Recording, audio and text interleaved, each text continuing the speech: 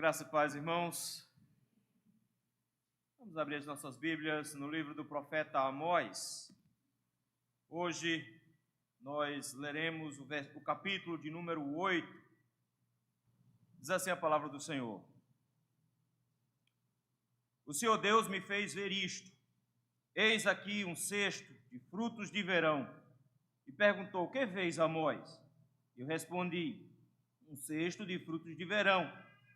Então o Senhor me disse: chegou o fim para o meu povo de Israel e jamais passarei por ele. Mas os cânticos do templo naquele dia serão uivos, diz o Senhor Deus. Multiplicar-se-ão os cadáveres em todos os lugares, serão lançados fora. Silêncio. Ouvi isto, vós que tendes gana contra o necessitado e destruís os miseráveis da terra, dizendo: quando passará a festa da lua nova para vendermos os cereais? E o sábado para abrirmos os celeiros de trigo, diminuindo o efa e aumentando o ciclo, e procedendo dolosamente com balanças enganadoras, para comprarmos os pobres por dinheiro e os necessitados por um par de sandálias, e vendermos o refúgio do trigo. Jurou o Senhor pela glória de Jacó: eu não me esquecerei de todas as suas obras para sempre. Por causa disto, não estremecerá a terra, e não se enlutará todo aquele que habita nela. Certamente levantar-se-á toda como o Nilo, será agitada e abaixará como o rio do Egito. Sucederá que naquele dia, diz o Senhor Deus, farei que o sol se ponha ao meio-dia, e entenebrecerei a terra em dia claro. Converterei as vossas festas em luto, e todos os vossos cânticos em lamentações.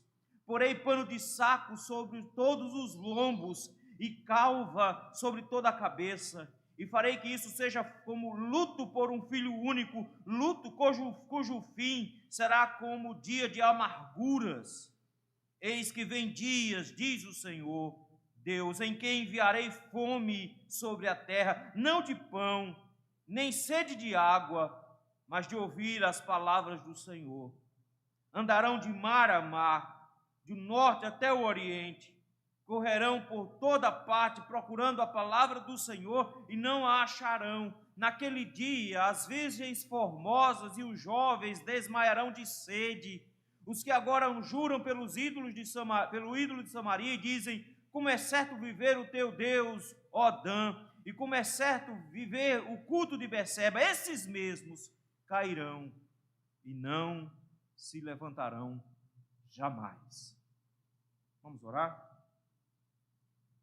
Senhor meu Deus, graças te rendemos, meu Pai. Te louvamos, meu Senhor, pelo privilégio que temos de, na tua casa, pararmos tudo que estamos fazendo agora para ouvirmos a sua voz. Senhor, o teu povo aqui reunido já cantou em honra ao teu nome, já lemos a tua palavra, já depositamos diante do Senhor os nossos louvores por meio dos cânticos e das orações. Nesse momento, Senhor, cala o nosso coração. Faz com que tenhamos silêncio em nossa alma para ouvirmos a sua voz com toda a seriedade, no nome de Jesus. Amém. Irmão, se tem uma coisa que nós não gostamos de pensar é na morte. Nós não gostamos de pensar nela. Nós costumamos pensar que ela está bem longe da gente. Mas dizem que só tem uma coisa que a gente tem certeza na vida, é que a gente vai morrer. A gente não gosta de pensar nesse negócio, porque se a gente pensar, talvez a gente precise tomar algumas decisões agora, e não é bom pensar nisso. Por isso que a gente gosta de pensar que o mundo está muito bem, está tudo muito tranquilo. Esse site que os irmãos estão vendo projetado aí na tela, ele traz os números do mundo inteiro por dia. Nós estamos chegando a 8 bilhões de pessoas no mundo. Coisa boa. A quantidade de gente nascida é boa também. Pouco mais de 32 mil pessoas nasceram só no dia de hoje. 32 mil nada. 32 milhões de pessoas nasceram só no dia de hoje. Mas eu quero chamar a atenção para você de um númerozinho que está correndo bem rápido ali embaixo. Só hoje morreram mais de 124.300 pessoas. E contando. 34, 35, 36. Só esse ano, meus irmãos, morreram mais de 13 milhões de pessoas. Dessa quantidade de gente que morreu, quando eu olho para esse site, eu fico me lembrando assim, quantas dessas pessoas abriram os olhos no inferno agora, enquanto esse número muda? Quantas pessoas estão nesse momento encarando uma realidade que não pode ser mais modificada? Porque o autor aos Hebreus é muito claro dizendo que ao homem está ordenado morrer uma só vez, e após a morte segue-se o juízo, que após a morte não tem mais solução de nenhuma, e que nesse momento nós temos mais de 124.400 pessoas, e contando, que estão se apresentando diante do julgamento para receber uma condenação por toda a eternidade. E poucos desses receberão bem-vindos do Senhor.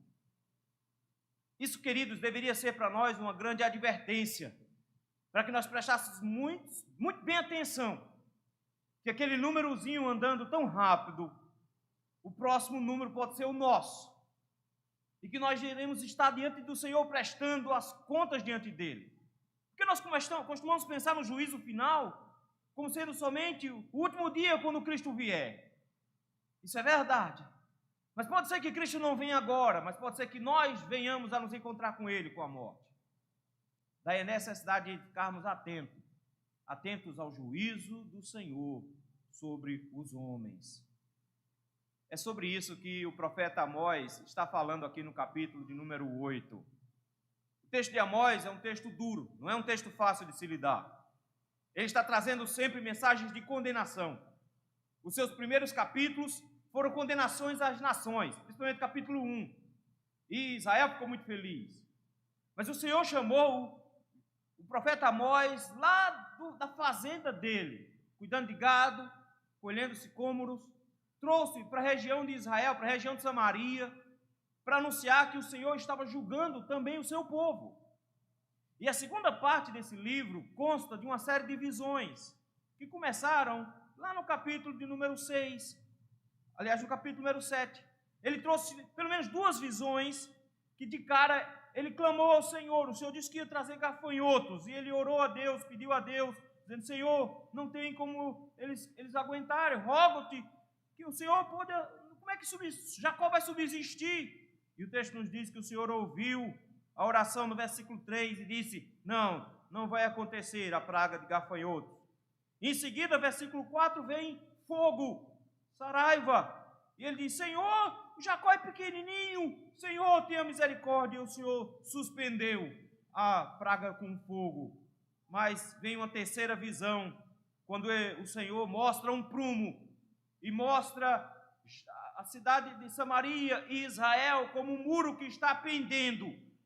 E agora Amós não tem mais o que fazer, porque a única coisa que Amós pode fazer agora é concordar, dizer: sim, Senhor, não tem mais o que fazer.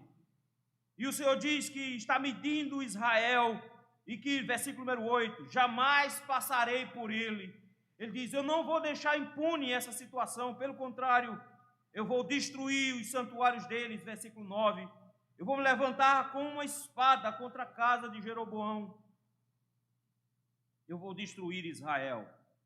Amazias, o sacerdote de Betel, não gostou, tentou impedir Amós de profetizar, disse que Amós não deveria fazer isso. Primeiro procurou o rei e denunciou ao rei, disse que Amós era um conspirador. O rei não ligou, ele ameaçou a Amós, dizendo que Amós voltasse para Judá, porque ele ganharia dinheiro lá, e Amós simplesmente disse: não estou aqui por dinheiro, porque eu não estou pregando por causa disso. Ele diz: eu não sou nem profeta, eu nem sou nem sequer aluno de profeta, eu não sou não, pelo contrário. Mas o princípio é muito simples que ele coloca: se o Senhor falou, quem é que não profetiza? E aí então ele traz uma profecia diretamente para Amazias.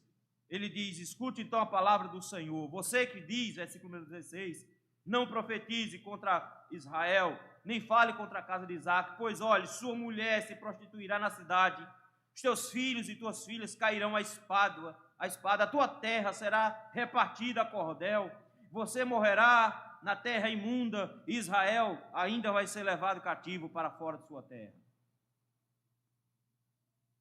Vem então, meus irmãos, a última das profecias, a última das imagens, a última das visões. E da mesma forma como nas outras, de novo é o Senhor que faz fazer ver a Amós. O tempo inteiro é Deus que está trabalhando. Nas duas primeiras, Amós intercedeu e o Senhor suspendeu o castigo. Na terceira, não tem mais pelo que rogar. O Senhor justificou o castigo e disse que o castigo era para acontecer muito rápido. Mas agora, no capítulo de número 8, ele vai trazer dizendo que esse castigo vai acontecer para agora. Surge então a visão dos frutos de verão. E enquanto ele nos traz esse capítulo 8, o juízo do Senhor contra Israel, meus irmãos, nos apresenta também alguns alertas importantes sobre o juízo de Deus. Primeiro alerta sobre o juízo de Deus, que nós precisamos ficar atentos, está aí dos versículos 1 a 3. O juízo de Deus, ele é iminente. O texto começa assim, versículo 1. O Senhor Deus me fez ver isto. Eis aqui um cesto de frutos de verão. E para confirmar que Amós está na condição certa, no versículo 2, Deus pergunta: o que é que você está vendo, Amós? O que é que você está vendo? E Amós confirma: estou vendo um cesto de frutos de verão. Mas parece um negócio bom, não é? Cesto de frutos de verão é um negócio bom. O fruto de verão era porque o fruto estava bem maduro, pronto para comer. Se esperasse mais um pouquinho, ia estragar. O que ele viu foi, na verdade, um cesto cheio de fruta bem madura já a ponto de passar, que tinha que ser comido naquela hora. E de repente o Senhor diz que esse cesto de fruta madura é Israel, versículo número 2. É assustador, porque de repente esse símbolo aqui é dizendo simplesmente que Israel é como um fruto maduro e que será consumido imediatamente. Versículo 2 ele diz assim: então o Senhor me disse, chegou o fim para meu povo de Israel. O que o profeta vai fazer aqui é usar um jogo de palavras o tempo inteiro. Ele usa palavras que têm os sons ou muito parecidos, ou às vezes muito igual. Ele usa esse jogo de palavras para dizer simplesmente que Israel não tem mais solução. Que coisa terrível é o Senhor simplesmente olhar para o seu povo e dizer: acabou a paciência. Meus irmãos, o Senhor é longânimo, Ele tem muita paciência conosco. Os nossos pecados ofendem grandemente o Senhor. O mundo está o tempo inteiro ofendendo a Deus. Mas Ele tem muita paciência, Ele tem muita paciência e longanimidade para ficar aguardando e aguentando os nossos pecados.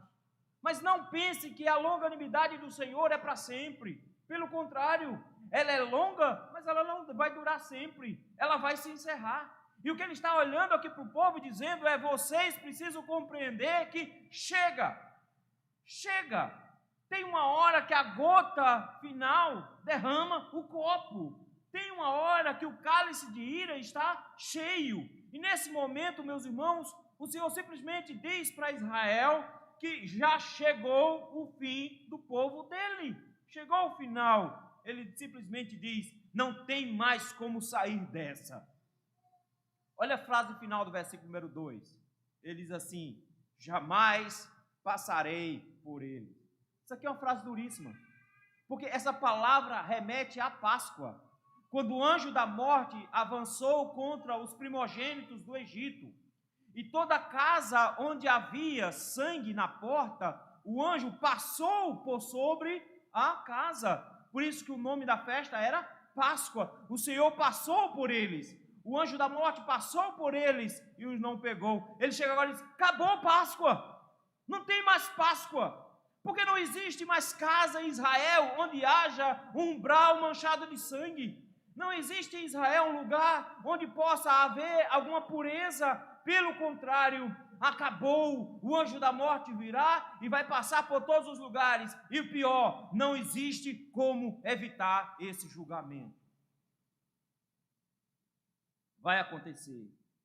Não tem jeito, não tem saída. Vai acontecer. E o mais terrível nisso tudo é que quando ele coloca isso, ele diz: isso é inevitável, não tem como remediar, eu vou passar por eles, não tem como ajeitar mais. É interessante porque em Lucas capítulo 13, o Senhor nos conta uma parábola de um homem que tinha uma árvore plantada no meio do seu vinharal, e lá todo ano ele vinha procurar fruto e não encontrava, e após um tempo procurando fruto e não encontrando, ele diz: corte a árvore. E de repente o homem que cuidava da plantação diz: não, deixa mais esse ano, eu vou cavar ao redor, eu vou adubar, talvez ele coloque fruto esse ano.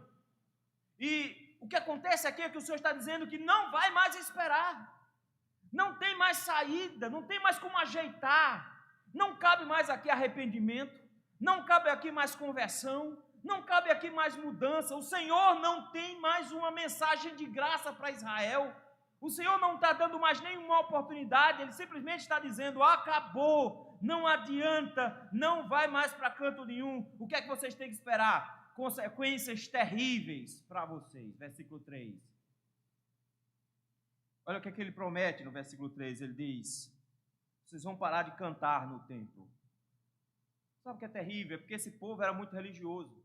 Eles iam para o templo, cantavam, que era uma beleza, parecido muito com o povo de hoje. Adorava cantar para o Senhor, mas as suas vidas eram tortas. A sua adoração era pecaminosa. Eles não tinham santidade no seu lar. A forma como eles cuidavam das pessoas era horrível. E o Senhor simplesmente chega agora e diz: os cantos do templo naquele dia vão mudar. O Senhor está prometendo que vai tirar toda a alegria desse povo. E Ele diz que vai transformar a música alegre que eles cantavam no templo, não só em choro simplesmente. Olha a expressão que Ele usa aí no versículo 3. Ele vai transformar os cânticos em uivos, assim diz o Senhor Deus. Não é simplesmente choro, meus irmãos. Ele está dizendo que o povo iria ficar uivando, feito animal de tanto sofrimento. O sofrimento iria levar as pessoas a chorarem em voz alta, numa proporção tal que ia parecer um monte de animal uivando, feito cachorro uivando. Não só isso, ele diz que iria multiplicar entre eles os cadáveres, iria ter morte por tudo quanto era canto. O Senhor iria matar muita gente, mas como se não bastasse a mortandade que Ele ia trazer, e a tragédia generalizada, iria haver um opróbrio, uma vergonha imensa, porque olha como é que termina, dizendo assim: e em todos os lugares vão ter cadáveres, e vão ter cadáveres lançados fora. Ele está dizendo que Deus não só ia matar muita gente, mas ia ser tanta gente morta, que ninguém ia ter condições de honrar com seus mortos. Porque da mesma forma que nós cristãos, na verdade nós herdamos isso deles, se enterra os mortos. E se prepara os mortos, cava um buraco e coloca dentro. Qual é a pior coisa que podia acontecer no pensamento deles? Alguém ser deixado para apodrecer no relento. Alguém ser deixado na rua para apodrecer e os animais comerem. Ele diz: eu vou matar tanta gente em Israel que não vai dar tempo nem para enterrar.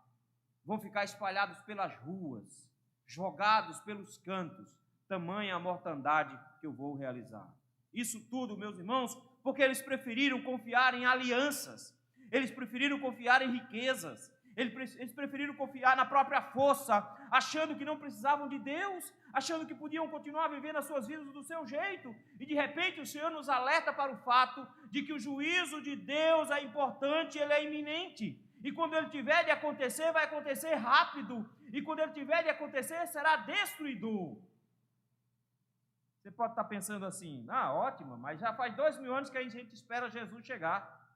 Não é? Vai ser tão rápido assim, não é? Já faz 2000 anos, não vai ser tão rápido assim. Mas o apóstolo Paulo nos lembra que ele está mais perto agora do que quando no princípio cremos. Mas você não precisa da volta de Cristo para ser julgado por Ele. Nós podemos nos encontrar com o Senhor o tempo inteiro, a qualquer minuto. Porque a única coisa que o Senhor precisa é nos chamar, e nesse momento nós vamos nos deparar com Ele. E queridos, eu quero alertar a igreja hoje para a importância disso. Porque nós estamos nos esquecendo que nós iremos prestar contas ao Senhor de tudo. Nós não podemos esquecer isso. A Bíblia nos adverte que nós vamos prestar conta de toda palavra frívola que proferir nos nossos lábios. Toda besteira que você disse, bobagem que você falou, enquanto estava conversando com seus colegas e rindo, de tudo nós iremos prestar contas. E estaremos na presença do Senhor, e o Senhor não vai nos deixar passar assim ilesos. Que o Senhor irá julgar todos nós, que todos nós passaremos pelo juízo do Senhor. E que esse juízo é iminente, está às portas, porque nós não sabemos quem de nós aqui será o próximo a morrer. Nós não sabemos. A gente fica pensando assim, tá doente, está no hospital, aí tá já na UTI, esse já está com o pé na cova. E se esquece que você só precisa de um carro em alta velocidade no sinal para você chegar na frente do cara que está lá na UTI. Nós precisamos compreender de que o juízo do Senhor pode acontecer daqui a pouco, do jeito que está acontecendo para um monte de gente agora. Alerta importante, o segundo alerta importante sobre o juízo de Deus, está aí do versículo 4 ao versículo de número 6. O juízo de Deus é justificado, ele tem motivo para nos julgar. Versículo 4 ele diz: ouvi isto, vós que tendes gana contra o necessitado e destruís os miseráveis da terra. O grande problema de Israel, meus irmãos, é porque eles tinham vontade de ganhar dinheiro. E eles estavam muito bem. Jeroboão tinha dado a eles segurança, Jeroboão II tinha dado a eles prosperidade, eles estavam todos muito bem de vida, ricos, estavam morando em casas muito bem organizadas, verdadeiros palacetes, camas de marfim, paredes recobertas de ouro, estava todo mundo comendo muito bem, mas eles estavam fazendo isso debaixo do pecado, na sua forma gananciosa de viver. Eles estavam vivendo para ganhar dinheiro, eles estavam vivendo para adquirir coisas. E o Senhor diz agora, o problema de vocês é que vocês estão vivendo com a gana contra o necessitado. Eles estavam vivendo em plena injustiça social. Eles não estavam prestando atenção nos irmãos. Estavam vivendo de forma abastada e os seus irmãos estavam morrendo de fome ao mesmo tempo. Agora eu quero que você preste atenção numa coisa aqui. Que onde desemboca quando o povo de Deus quer viver para ganhar dinheiro? Onde é que sobra? Para onde vai todo o seu coração quando ele quer ganhar dinheiro? Isso sobra para o culto. Olha aí, versículo número 5. Eles vão para a igreja? Vão. Tem festas aí, ó, festa de lua nova, tem o sábado. Está vendo?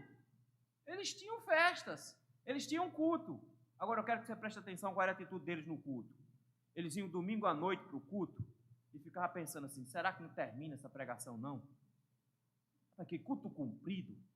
Vocês conhecem o que é uma pregação espada? É aquela que é chata e comprida. Demora. Não dá. Rapaz, tenho tanta coisa para fazer, porque eu tenho muita coisa para fazer. Ele faz assim, ó.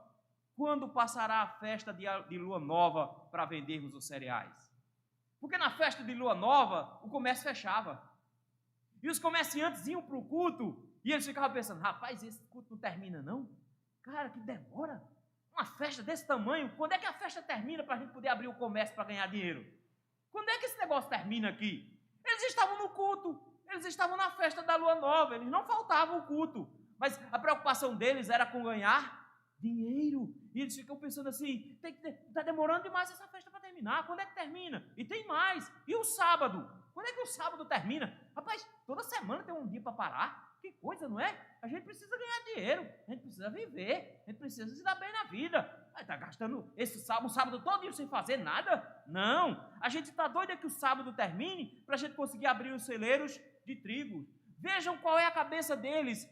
Eles não têm paciência para adoração, eles não querem adorar o Senhor, eles só pensam na própria vida. É por isso que o culto para eles é ruim, o culto para eles é maçante. Eles estão na festa do Senhor, mas eles estão agoniados querendo ir embora, porque eles têm coisa para fazer. Eles querem ganhar mais dinheiro, eles têm compromissos amanhã, eles querem ficar ricos, eles querem continuar a vida deles. O culto está atrapalhando. O domingo está atrapalhando eles. Eles não aguentam mais esse negócio. Eles dizem, rapaz, não vejo a hora do domingo terminar para já chegar a segunda para a gente ganhar dinheiro de novo. Porque no domingo a bolsa não abre. Como é que eu vou ganhar dinheiro? Porque o comércio não vai abrir no domingo. Como é que eu vou ganhar dinheiro? Eu quero que acabe logo. Porque se acabar eu vou poder trabalhar mais. Além disso, eles eram desonestos no seu trabalho. Vejam aí o que eles fazem. Versículo número 5. O texto diz que eles queriam abrir as suas vendas para vender cereal e vender trigo, diminuindo o efa. O efa era uma cuia que eles usavam. O pessoal mais antigo, feito eu, vai se lembrar desse negócio. A gente não comprava cereal por quilo antigamente. A gente comprava cereal por litro. Não sei se vocês lembram dessa. Chegava na venda lá, tinha uns sacos tudo aberto, não era? Aí tinha já o litrinho em cima. Às vezes tinha uma cuia de coité. Aí chegava lá, né? Dizia, mas mandou buscar uma cuia de arroz. Aí enchia a cuia, jogava no saco e levava. Era assim que eles faziam. Pouco mais de 32 quilos, mais ou menos. Era o tamanho do efa. O que é que eles faziam com o efa? Diminuía. Dava uma diminuída no litro. E aí agora faz que nem um litro de óleo. Porque antigamente era 1 litro, mas agora só tem 800 gramas. Aliás, 800 ml. Diminuiu. Aí você ainda continua comprando o potão lá, mas não tem mais. É que nem margarina, que antigamente vinha com meio quilo, agora só vem com 400 gramas. Diminuíram sem você nem notou. Foi isso que eles fizeram. Eles começaram a diminuir o tamanho do efa. E o coitado do pobre chegava lá para comprar e achando que estava levando 32 quilos, estava levando uns 30, estava ficando 2 para trás. Não estava levando tudo. Além disso, olha só o que eles faziam também. O texto nos diz que eles aumentavam o ciclo. Eram os pezinhos que eles usavam para pesar o ouro ou a prata que era usada para pagar. Com isso, eles faziam com que a pessoa pagasse mais, desse mais moedas do que realmente estava pagando, porque era pelo peso. Ele diz, olha, o que é que vocês estão fazendo? Vocês estão diminuindo no peso e aumentando no preço. Está mais caro. Que coisa! A Bíblia nos diz lá em Levítico que balança enganosa era abominação ao Senhor, mas ele não estava nem ligando. Eles estavam sendo desonestos. E eles estavam usando de balança enganadora. Mas olha o finalzinho do versículo 6.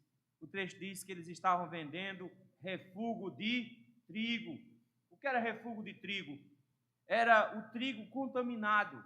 Às vezes o trigo era contaminado ainda na hora da colheita ou depois, na hora da venda. Porque à medida que você ia medindo o trigo ia caindo no chão. E o que você faz com o que caiu no chão? Você ia lá, dava uma varridazinha, juntava e guardava. Esse trigo que vinha com palha, que vinha com terra, que vinha com pedra, esse material todo, ele era vendido para animal comer.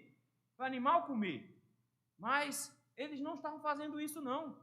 Eles estavam juntando esse trigo que era para animal comer e estavam vendendo junto com outro. Quem nunca deu uma mordida numa pedra no arroz, no feijão? Era desse jeito. Os coitados do pessoal lá ia comprar trigo e eles vendiam o trigo que era para ser jogado no lixo, que era para dar para os animais. Eles não queriam perder nenhum grão, eles recolhiam o que estava no chão. E as pessoas compravam comida estragada. Era isso que eles faziam.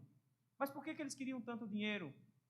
Por que eles estavam fazendo isso? Porque eles queriam que os pobres ficassem mais pobres.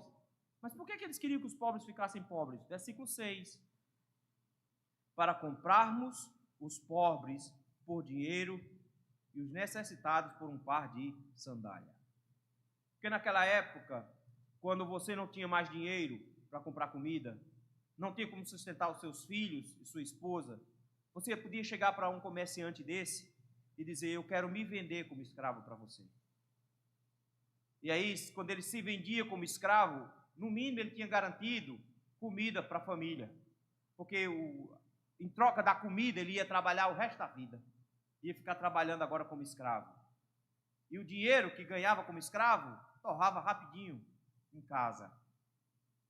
Quando o pobre ficava mais pobre, levando para casa menos comida do que tinha comprado e pagando mais caro do que valia, esse pobre entrava numa derrocada financeira, quebrava. E quando você tem muito pobre querendo se vender, a lei da oferta e da procura é que quando você tem uma coisa muito sendo ofertada, o preço dela diminui. Então eles estavam querendo que os pobres ficassem ainda mais desesperados, porque aí dava para comprar uma pessoa, sabe por quanto? Por o preço de uma Havaianas. Olha a expressão aí. Comprar o necessitado por um par de sandálias. Quanto custava uma pessoa? Um par de sandálias. Esses homens, meus irmãos, estavam querendo lucro a todo custo. Para isso, eles abriam mão da adoração, eles abriam mão do culto, eles sentiam fastio pelo culto, eles não gostavam do culto, eles queriam que tudo isso acabasse rápido, porque eles queriam era ganhar dinheiro. E eles faziam de tudo para burlar o sistema e roubar, porque eles queriam, na verdade, comprar escravos, eles queriam material barato, eles queriam mão de obra barata, e a forma que eles tinham de fazer isso era fazendo com que os pobres se tornassem miseráveis. Que coisa terrível, meus irmãos. O que Deus está dizendo é: eu tenho motivos para julgar vocês, porque vocês também vêm para a igreja, e enquanto estão me ouvindo falar, estão pensando em quanto vão ganhar amanhã. Enquanto eu estou falando com vocês, vocês estão pensando na agenda de amanhã, no que tem para fazer amanhã. Aliás, vocês estão pensando o que vão fazer hoje de noite, antes de quando chegar em casa. Porque depois de cumprir a obrigação, não vê a hora de terminar esse culto. Porque quando terminar esse culto, vocês já vão fazer alguma coisinha. Já vai dar uma adiantada para amanhã, que é para conseguir ganhar mais tempo, para lucrar mais amanhã. Dando todos os arrumados possíveis, dando umas ajeitadas na vida, burlando os sistemas para lucrar mais um pouquinho, mentindo para o fisco ali, comprando negócio sem nota fiscal acolá, dando um arrumadinho no negócio para que a gente melhore. E no final das contas, aproveitando quando tiver um pobre desesperado, porque aí você aproveita para baixar mais o preço. Meus irmãos, essa é a nossa vida hoje, essa é a vida das igrejas hoje, dos crentes hoje, é desse jeito aqui. E o mais terrível é que o Senhor está dizendo: o juízo de Deus, ele é iminente e ele é completamente justificável por causa do comportamento do povo. Terceiro alerta que o texto nos dá sobre o juízo de Deus. O juízo de Deus é iminente, o juízo de Deus é justificado, o juízo de Deus é assustador, versículo número 7 a 10. Eu quero que você note as palavras que o Senhor usa agora no versículo 7. Ele diz assim: jurou o Senhor pela glória de Jacó. O Senhor está fazendo um juramento por Ele próprio. Ele está dizendo: eu juro em meu nome que o que eu vou dizer a partir de agora eu vou fazer. De forma que não tem como vocês escaparem, vocês vão ter um anúncio rápido de como vai ser esse negócio. Ele chega no versículo 7 e diz assim: jurou o Senhor, eu não me esquecerei de todas as suas obras para sempre. O Senhor está lembrando a Israel, meus irmãos, que o Senhor tem boa memória. Que não pense que Ele vai esquecer os pecados praticados assim, de uma hora para outra. Ele está dizendo que esse comportamento que eles estão tendo na casa do Senhor, no comércio deles, na forma como Ele lida com os pobres, Deus não vai esquecer. E tem mais, Ele diz: eu não vou esquecer nunca. E você está pensando que nunca, que até quando? Porque Deus é eterno. Ele está dizendo que o inferno é um lugar onde Deus está sempre lembrando. O inferno é o lugar onde Deus jamais vai esquecer nenhum dos pecados praticados. O inferno é o lugar onde o Senhor se lembra. E Ele diz: eu vou me lembrar de vocês. Eu não vou esquecer nenhum de vocês. E eu não vou esquecer nada, absolutamente nada do que vocês fizeram. Você acha que tem boa memória? Dizem que mulher rancorosa tem boa memória. Ela se lembra do primeiro ato falho que você cometeu quando estava namorando. Imagina o resto. Só precisa da discussão e vir a lista completa. Quando a gente estava namorando... É porque você não conhece a memória de Deus. Ele vai se lembrar de cada um detalhe da sua vida. da minha vida. Ele diz aqui: eu não vou esquecer de nada do que você fez. Para todos sempre eu vou me lembrar dos pecados de vocês. E por isso mesmo, ele começa a descrever o dia do juízo dele com imagens catastróficas. Olha a primeira imagem aí, versículo número 8. Por causa disso, não estremecerá a terra. Ele começa a descrever a gravidade do seu castigo, falando de um terremoto, para mostrar que não é uma coisa tão simples, é uma coisa imensa que vai abalar tudo. Ele diz que ninguém vai conseguir ficar em pé, que o Senhor irá trazer o seu castigo, no dia que ele trouxer, ninguém vai passar despercebido. É tanto que a Escritura vai dizer que quando ele voltar, todo olho verá, todos verão, todo joelho se dobrará, todo mundo vai notar. Não vai ter nenhum descuidado, porque tem umas pessoas que são assim meio descuidadas mesmo, meio displicente. Aconteceu uma tragédia lá dentro, o carro virou, ele disse: foi? Nem notei. Mas nesse dia não tem displicente não.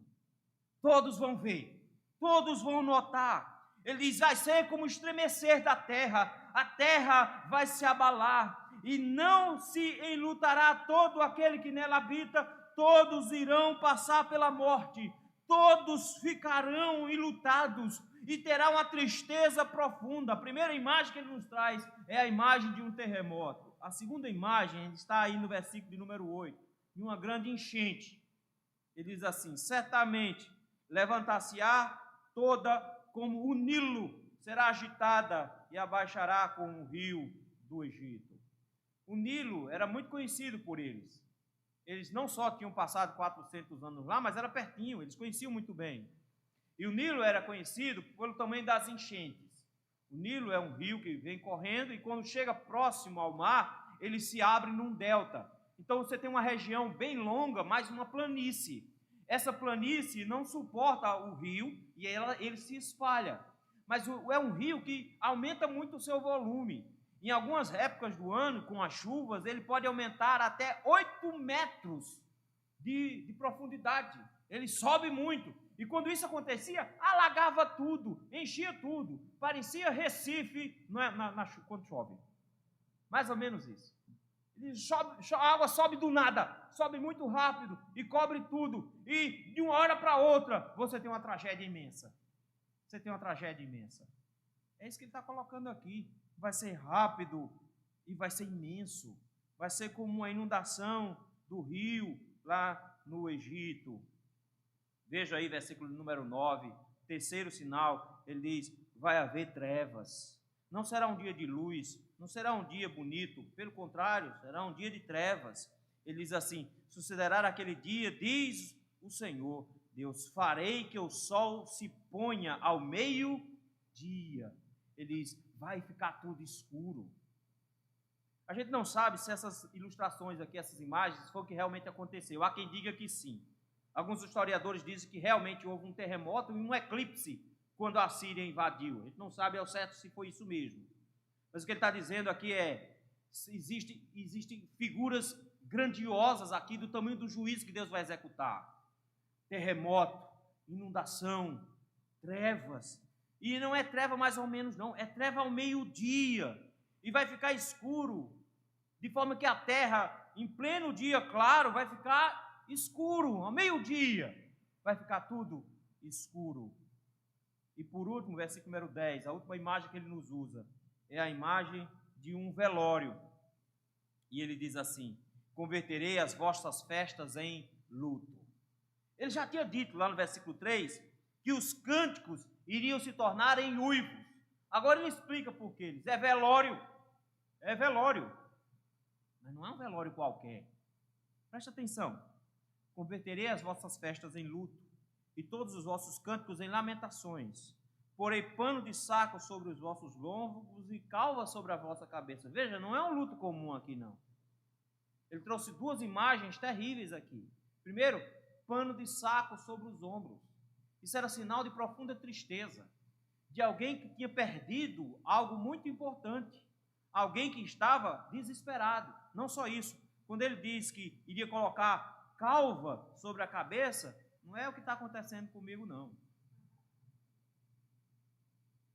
é porque quando eles estavam muito tristes, eles raspavam a cabeça e raspavam a barba. Ficavam com a cabeça pelada. E ele diz: eu vou raspar a cabeça de vocês.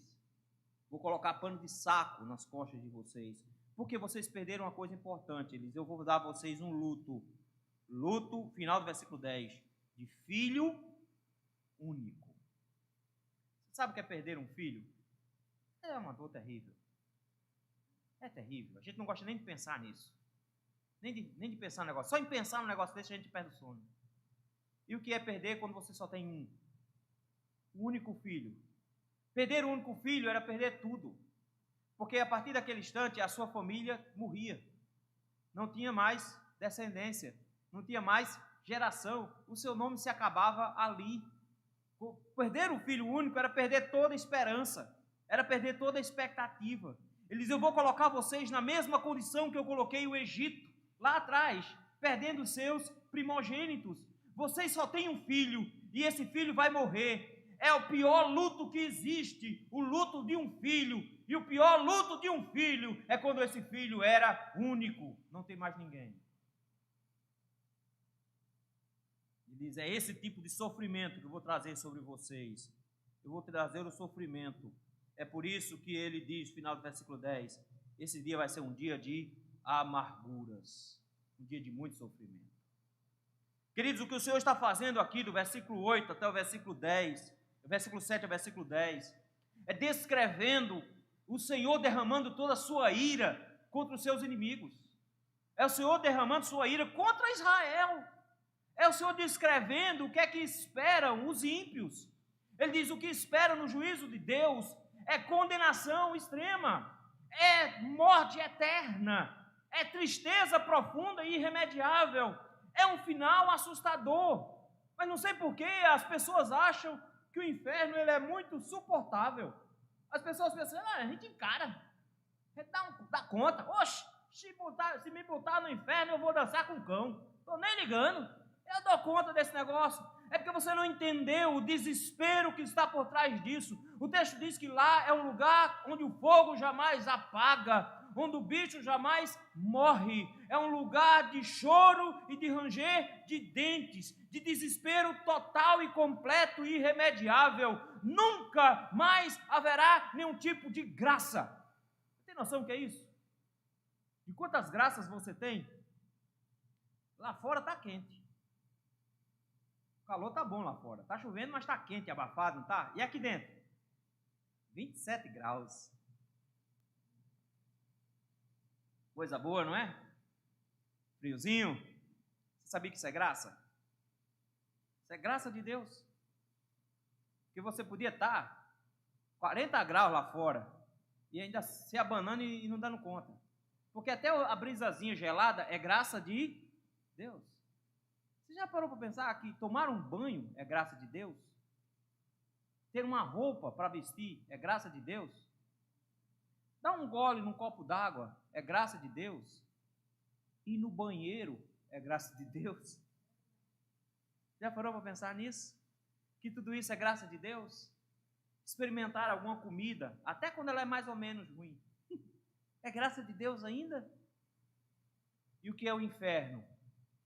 São todas as graças de Deus sendo retiradas e mantidas todas as necessidades. É sono sem poder dormir. É fome sem poder comer. É sede sem poder beber. É dor sem analgésico. É solidão sem ninguém por perto. É sofrimento sem nenhum consolo. É nenhuma voz. Ou você acha que há no inferno a associação dos danados para autoajuda? Não tem não, meu filho. Lá é cada um por si. E o Senhor nos lembra aqui que a ira do Senhor é derramada sobre todos aqueles que estão contra Ele. O juízo do Senhor, meus irmãos, é assustador. E o númerozinho ainda está correndo. O que nos leva ao último alerta no texto sobre o juízo de Deus é que o juízo de Deus ele é avassalador. Eu quero que você note aí o versículo de número 11.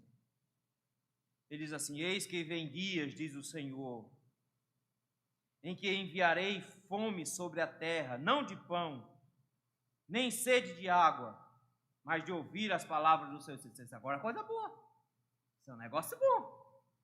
Porque qual é o problema do mundo hoje? O mundo não quer ouvir a voz de Deus. O mundo não quer ouvir o Senhor. Então é uma coisa boa, Deus está prometendo um negócio bom. Deus está dizendo que vai chegar um dia que as pessoas vão ter fome e sede da palavra de Deus, não de comida. Lembre que quando Satanás tentou a Cristo, ele disse: se tu és o Filho de Deus, transforma essas pedras em pão. E o que foi Jesus disse? Que minha comida é a vontade do Senhor, nem só de pão viverá o homem. E ele repetiu isso depois: a minha comida e a minha bebida é fazer a vontade do Senhor. A palavra do Senhor é o que me satisfaz, não são minhas necessidades físicas. Comer e beber é bom, mas eu preciso muito mais da palavra de Deus. E o Senhor de repente está dizendo aqui: e eu vou dar sede da palavra, e eu vou dar fome da palavra, e vai chegar um dia que as pessoas vão desejar ouvir a minha voz. Ah, pastor, que bom que tem uma boa notícia nesse meio aí, não é? Que bom que tem uma boa notícia. Não, isso não é uma boa notícia, você não entendeu. Ele está dizendo que as pessoas vão sentir necessidade de conhecer a vontade de Deus. Mas o que é que elas não têm? A voz de Deus, versículo 12. Eles andarão de mar a mar, do norte até o oriente, correrão para toda parte, procurando a palavra do Senhor. Eles vão querer ouvir a Deus de alguma maneira, eles vão buscar a Deus de alguma forma. Quando o Senhor trouxesse o juízo contra Israel, quando a Síria invadisse, ele diz que o povo iria querer ouvir Deus, iria querer saber a vontade de Deus. Só que, meus irmãos, Deus julga o seu povo tirando a palavra. Deus julga o seu povo tirando a sua voz. Ele diz: e vai chegar um dia que esse povo vai ficar para cima e para baixo querendo me ouvir, mas eles não vão me achar, versículo 12.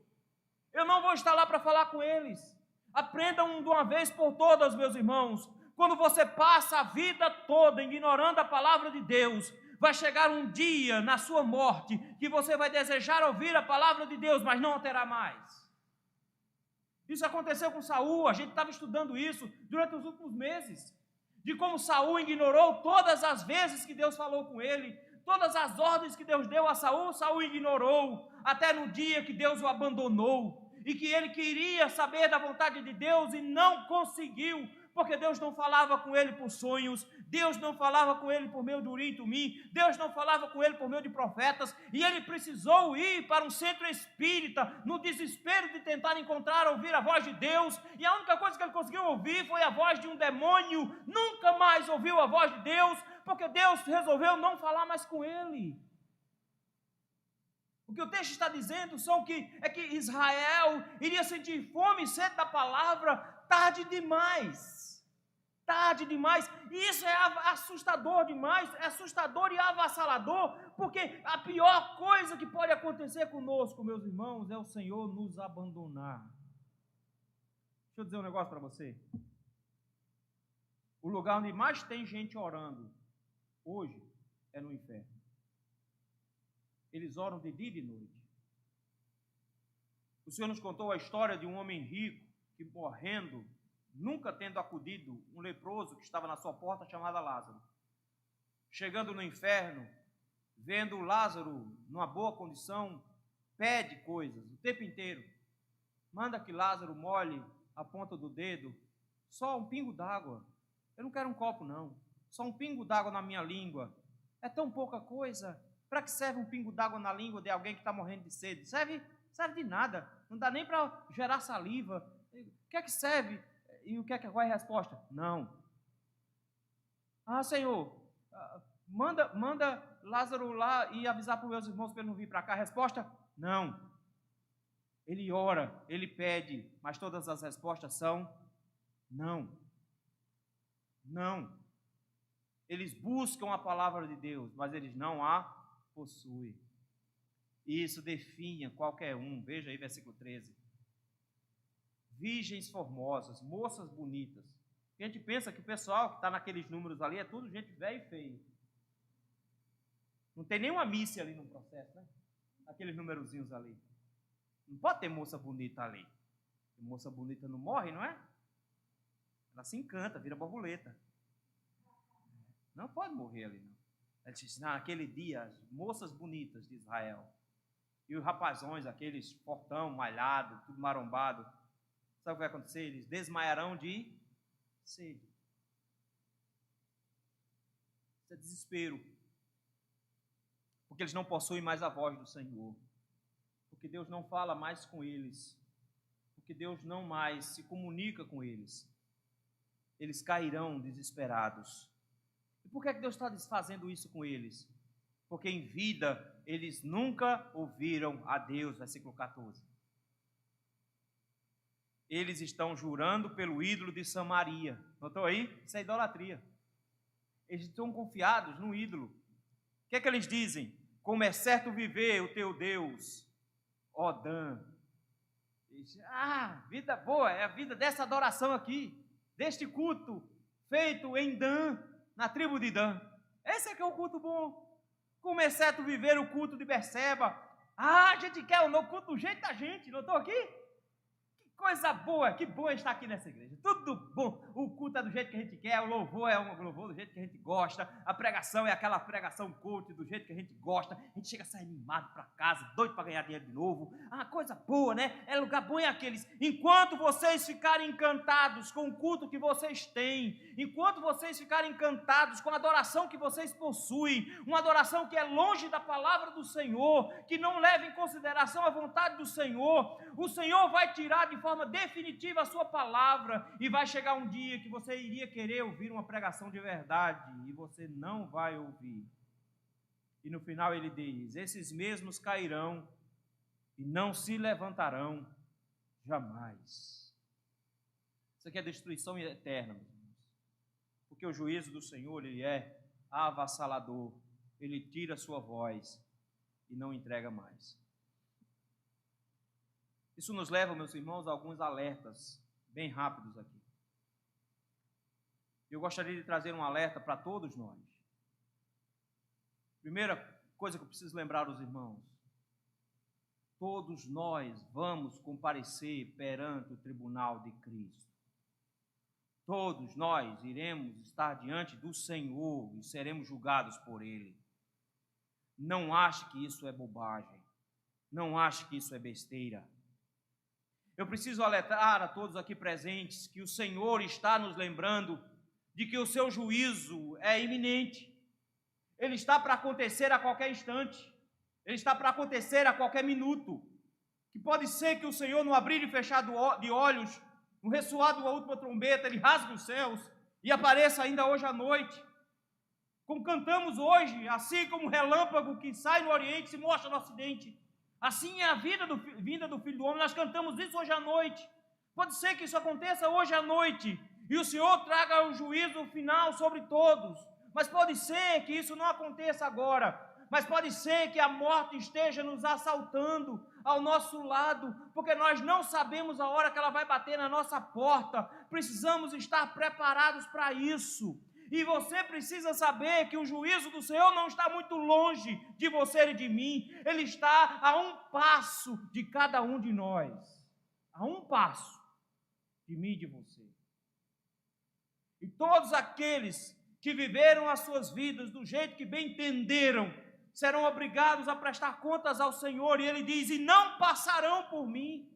Não tem como escapar. Não tem uma portinha lateral no céu que você consiga invadir. Não tem porta dos fundos, não tem como você escapar do juízo do Senhor. Ele contempla a todos, e eu vou te dizer uma coisa, Ele se lembra do que você fez quando era menino, quando você era criança. Ele guarda tudo isso, tudo anotado em sua mente, Ele tem tudo guardado. Mas eu não preciso que você fique desesperado. Porque eu preciso lembrar que mesmo que você tenha motivos para ser condenado, que você da mesma forma se comporta desse jeito aqui, que culto comprido, essa pregação que não termina nunca, eu com tanta coisa para fazer, não é? Afinal de contas, eu tenho que me planejar para como é que eu vou viver minha vida para ganhar dinheiro. Mesmo que a gente viva assim, meus irmãos, esse texto nos apresenta um pouco de esperança. E é isso que eu gostaria de trazer para os irmãos. Porque todos nós pecamos e destituídos estamos da glória de Deus. E a alma que pecar, esta morrerá. Mas houve um dia que já aconteceu um terremoto. Houve um dia que já aconteceu trevas. Ao meio-dia ficou tudo escuro, até as 3 horas da tarde. Já houve um dia em que a ira do Senhor foi derramada sobre alguém. E Cristo pagou pelos nossos pecados, de forma que o inferno não nos é mais assustador, de forma que o Senhor trouxe a nós salvação, e de forma que todos os pecados que Ele disse que não passariam e que Ele iria se lembrar, todos eles foram lançados no mar do esquecimento, e Ele já não mais lembra deles. Que o Senhor purificou cada um dos nossos pecados, nos garantindo a salvação em Jesus Cristo. Que nós temos a certeza absoluta de que nós temos a graça dele sobre nós, porque temos a voz dele hoje à noite. Ele não se calou para você ainda, ele não fechou a boca para você ainda, ele continua falando com você, conclamando você ao arrependimento. Ele está dizendo para você hoje: arrependa-se do seu mau humor no culto, arrependa-se do seu mau desejo no culto, arrependa-se da forma como você trata o seu irmão, arrependa-se da forma como você está vivendo a sua vida para ganhar dinheiro, arrependa-se hoje, porque o Senhor ainda fala contigo. Daí, meus irmãos, esses números passando para nós não significam coisa ruim. Esses números passando para nós significam que está mais perto de encontrarmos com o nosso Salvador, que está mais perto de recebermos dele, não apartai-vos de mim, mas recebermos dele, bem-vindos, benditos do meu Pai, para o gozo eterno. O Senhor nos garante salvação em Jesus Cristo. Essa é a diferença nossa para Israel. Porque para Israel o Senhor está dizendo: não tem mais saída para vocês. Mas o Senhor hoje está te dando uma porta enorme. Reconheça o seu pecado. Reconheça a gravidade do seu pecado. Arrependa-se do seu pecado. Rogue por aquele que morreu na cruz por causa do seu pecado. Atente à voz do Senhor hoje. Invoque o Senhor hoje e Ele salvará a sua alma. Porque aquele que invocar o Senhor será salvo. Mas eu não posso sair daqui sem te dar um segundo alerta. É que caso você não queira Jesus, caso você queira continuar vivendo a vida do jeito que você está, caso você não se renda a Ele, esse dia de trevas será seu. E que dia terrível será. E naquele dia, você se lembrará, no dia de hoje, quando o Senhor falou e você o ignorou. E naquele dia, você irá querer ouvir uma pregação e não vai ter, porque o Senhor não falará mais com você. Naquele dia, as trevas vão te alcançar o coração e você terá amargura na certeza que está sendo dada hoje, de que não tem mais saída para o lugar onde você será lançado. Você precisa saber disso. E tem motivos para isso. Porque para você o culto é penoso. Para você a adoração a Deus é dispensável. Para você a sua vida aqui na terra é mais importante do que sua vida para com Deus.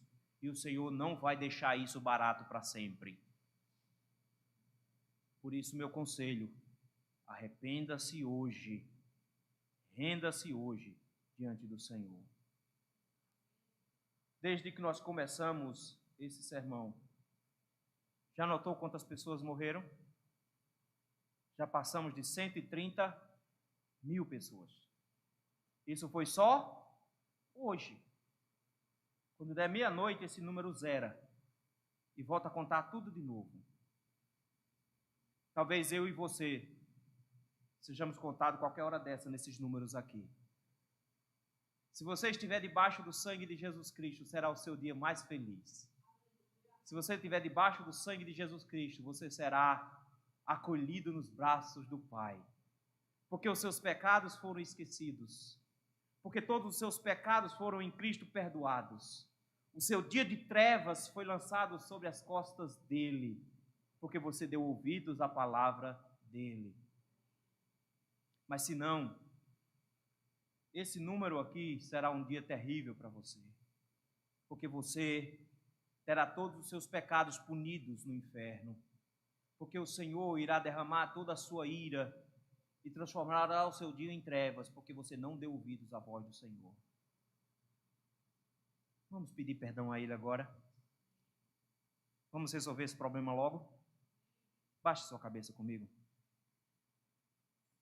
Obrigado, Senhor, porque a contemplação do Teu juízo é uma placa bem grande de perigo para nós. Mas isso não é ruim. Quando o Senhor declarou o juízo irremediável contra Israel, deixou para a igreja do Largo da Paz um alerta também, Senhor. Deixou para cada irmão que nos assiste em casa um alerta também, Senhor. De que nossos pecados são graves, eles são terríveis. Nós consideramos o teu culto enfadonho, nós vivemos para oprimir o próximo, nós não amamos o próximo, nem obedecemos às tuas leis. E o que nos aguarda no fim de uma vida como essa é um dia de trevas, como um terremoto, como um luto de um filho único. Senhor, tudo isso porque não demos ouvidos à tua voz, seremos silenciados para todo sempre.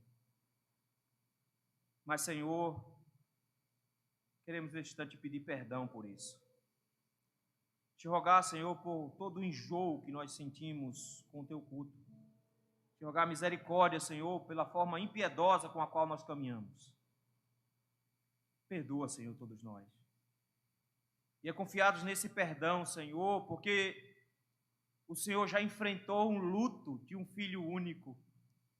O Senhor nos amou de tal maneira que deu o seu único filho para morrer na cruz, para que todos nós aqui tivéssemos vida eterna. O Senhor se esqueceu dos nossos pecados por causa de Cristo. Lançou todos eles no mar do esquecimento. Meu Deus, que bom é saber que hoje temos prazer de estar na tua casa, porque somos alvos da tua graça e da sua misericórdia.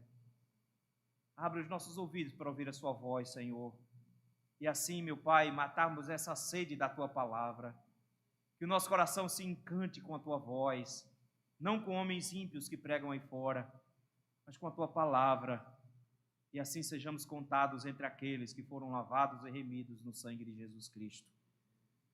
Para que aquele dia, quando nós nos encontrarmos com o Senhor, seja um dia em que nossos olhos vão brilhar.